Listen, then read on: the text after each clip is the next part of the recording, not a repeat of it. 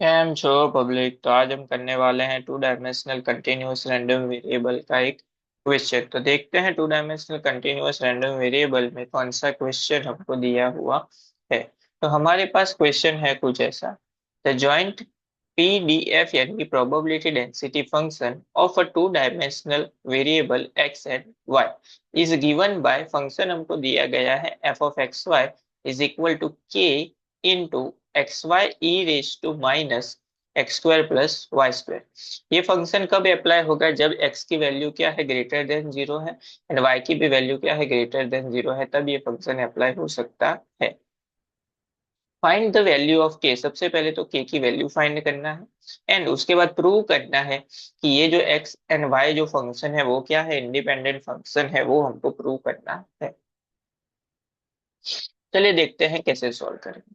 सबसे पहले तो यहाँ पे हम जो है वो k की वैल्यू को फाइंड कर लेते हैं। यहाँ पे जो हमको फंक्शन दिया हुआ है वो कौन सा फंक्शन है? पीडीएफ यानी कि प्रोबेबिलिटी डेंसिटी फंक्शन। तो अभी प्रोबेबिलिटी डेंसिटी फंक्शन होता क्या है? तो ऐसा फंक्शन जिसका अगर हम integration limit minus infinity to infinity लेके करें तो उस फंक्शन का जो आंसर है वो क्या आता है, वन आता है। यहाँ पे टू डायमेंशन में है तो इसका मतलब ये हुआ कि यहाँ पे हमको दो बार इंटीग्रेशन करना पड़ेगा। Function F of x Y सबसे पहले विथ रिस्पेक्ट टू डीएक्स करेंगे, उसके बाद with respect to D Y, उसका आंसर हमको क्या मिलेगा, वन मिलेगा। अभी यहाँ पे लेके लिमिट क्या है, X is greater than zero and Y is greater than zero. दोनों की लिमिट स्टार्ट कहाँ से होती है, जीरो से इंफिनिटी तक। तो लिमिट यहाँ पे चेंज हो जाएगी, integration zero to infinity, again integration zero to infinity. F of x y उसकी जगह पे ये फंक्शन आएगा k x Y e raise to minus bracket में x square plus y square है तो ब्रैकेट ओपन करेंगे तो इसको ऐसे लिख सकते हैं, minus x square minus Y square dx dy is equal to one लिख सकते हैं। देयरफॉर यहाँ पे अगर हम k कांस्टेंट को बाहर ले ले एंड x को अलग इंटीग्रेशन दे दे, y को अलग इंटीग्रेशन दे दे, तो इसको हम ऐसा लिख सकते हैं, integration zero to infinity x E raise to minus x square dx, again integration zero to infinity, y वाले को एक साइड ले लेते हैं, y E raise to minus Y square D Y is equal to one लिख सकते हैं ऐसा। हाँ लिख सकते हैं। चलिए अभी देख, दोनों में जो सिर्फ चेंज क्या है, एक्स एंड वाई का ही चेंज है, तो एक का इंटीग्रेशन करेंगे तो ऑटोमेटिकली हमको दूसरे का इंटीग्रेशन मिल जाएगा। तो चलिए देखते हैं कैसे करते हैं ये जो फर्स्ट वाला पार्ट है उसका इंटीग्रेशन। तो अगर हम integration zero to infinity X E raise to minus x square dx find करें तो वो क्या होता है? तो इस इंटीग्रेशन को करने के लिए हमको क्या करना पड़ेगा, वैल्यू सपोज करनी पड़ेगी। यहाँ पे क्या है, टर्म एक्स स्क्वायर टर्म है, तो एक्स स्क्वायर की जगह पे हम सपोज कर लेते हैं टी। एक्स स्क्वायर की जगह पे क्या सपोज कर ली, वैल्यू टी। अभी अगर हम इसमें एक्स को सब्जेक्ट बनाएंगे तो सामने अंडर रूट आ जाएगा, तो अंडर रूट क्या होगा, टी। अंडर रूट टी को हम क्या लिख सकते हैं, T raise to one by two लिख सकते हैं, ऐसा लिख सकते हैं। अगर हम इसका यहाँ पे हमको क्या चाहिए, dx की वैल्यू चाहिए, तो dx की वैल्यू फाइंड करने के लिए ये जो t है उसके विथ रिस्पेक्ट टू क्या करते हैं, डिफरेंशिएशन। तो dx बाई dt अगर हम करें इस t का, तो वन बाई टू कॉन्स्टेंट है तो आ जाएगा बाहर, t raise to one power कम होगी तो one by two minus one, तो वो हो जाएगा one by two t raise to minus one by two, minus one by two यानी कि अंडर रूट में डिवीजन में आ जाएगा, तो one upon under root two T आएगा। इस dt को सामने भेज देते हैं तो dx की वैल्यू हमको मिल जाएगी, तो dx इज इक्वल टू मिल जाएगा one upon two under root T dt। चलिए सभी वैल्यूज को पुट कर लेते हैं तो क्या मिलेगा, इज इक्वल टू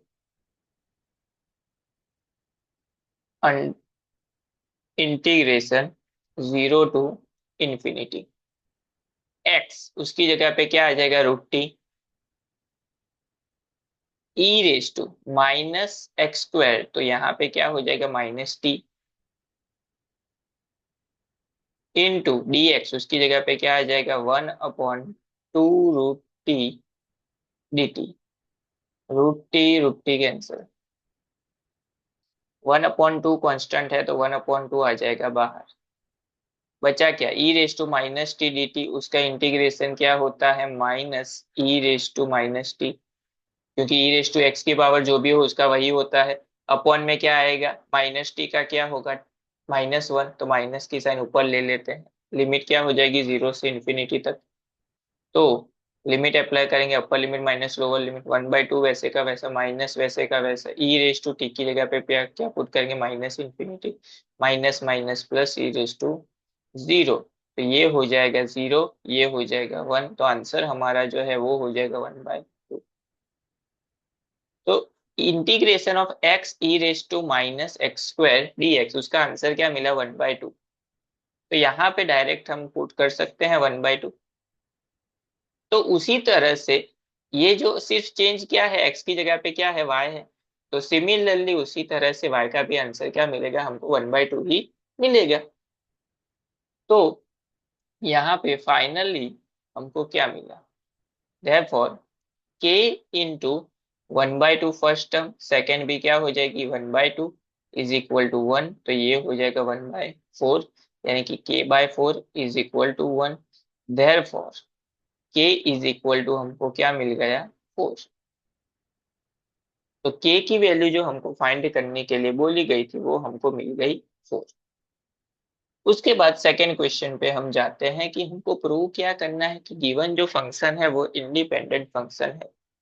तो इंडिपेंडेंट फंक्शन कब बोल सकते हैं हम, कि फंक्शन ये कंडीशन सेटिस्फाई करे, f of x y function जो गिवन है वो किसके इक्वल हो, अगर हम उसका with respect to y integration करें and with respect to x से इंटीग्रेशन करें इंडिविजुअली एंड उन दोनों का मल्टीप्लिकेशन करें तो वापस हमको एफ ऑफ एक्स वाई मिलता है।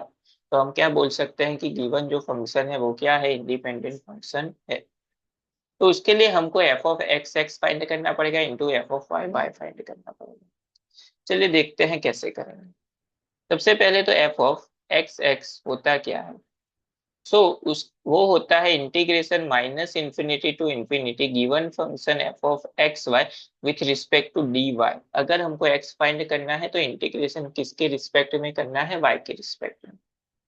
तो इज इक्वल टू लिमिट क्या कहाँ से स्टार्ट होती है 0 से, तो इंटीग्रेशन हो जाएगा 0 to ∞। फंक्शन क्या आएगा के की वैल्यू क्या मिली थी 4, X Y E raise to, इसको ऐसा लिख सकते हैं -x² into E raise to -y², क्या है डी वाई। तो एक्स वाला जो है वो कांस्टेंट हो जाएगा, सभी को ले लेते हैं बाहर, तो अंदर क्या बचेगा 4 कांस्टेंट बाहर, X E raise to -x² आ गया बाहर।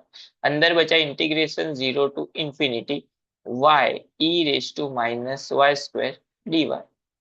इसका जो आंसर है वो हमने आगे ऑलरेडी फाइंड किया है, क्या होता है 1/2। So 4x E raise to -x² into 1/2, 2 यहाँ से कैंसिल, तो आंसर हो जाएगा 2x E raise to -x², जब x की वैल्यू क्या है ग्रेटर देन 0 है तब। तो ये जो x के लिए किया उसी तरह से हमको y के लिए करना है, तो भी आंसर हमको क्या मिलेगा देख लेते हैं। F of Y Y find करते हैं तो integration -∞ to infinity function F of x Y. अगर y का यहाँ पे वैल्यू फाइंड करनी है तो विथ रिस्पेक्ट टू क्या करना पड़ेगा, x इंटीग्रेशन करना पड़ेगा। क्या आ जाएगा, लिमिट 0 से लेके इंफिनिटी तक, फंक्शन क्या है 4xy E raise to -x² into E raise to -y² dx। तो y वाला जो है वो कांस्टेंट हो जाएगा तो वो सब बाहर, 4y E raise to -y² integration 0 to ∞x E raise to -x² dx। तो ये जो है उसका भी आंसर क्या होगा 1/2, आगे ऑलरेडी किया हुआ है। तो 4y E raise to -y² into 1/2, ये कैंसिल आउट हो जाएगा। तो 2y E raise to -y² जब y की वैल्यू क्या है ग्रेटर देन 0। तो एफ ऑफ एक्स एक्स मिल गया, एफ ऑफ वाई वाई मिल गया, दोनों की वैल्यू को यहाँ पे पुट कर लेते हैं तो क्या होगा, ये जो है वो मिला 2x e⁻x² into 2y e⁻y²। तो 2 × 2 हो जाएगा 4, x × y तो xy e⁻x² तो इसको ऐसा लिख सकते हैं -x² + y²। तो ये जो है वो हमारा ऑलरेडी गिवन जो फंक्शन है वो है, यानी कि इज इक्वल टू क्या है f(x, y)। तो हमको जो प्रूव करने के लिए बोला गया था वो हमने प्रूव कर लिया है, यानी कि इसका मतलब ये हुआ कि गिवन जो फंक्शन है वो क्या है, इंडिपेंडेंट फंक्शन है।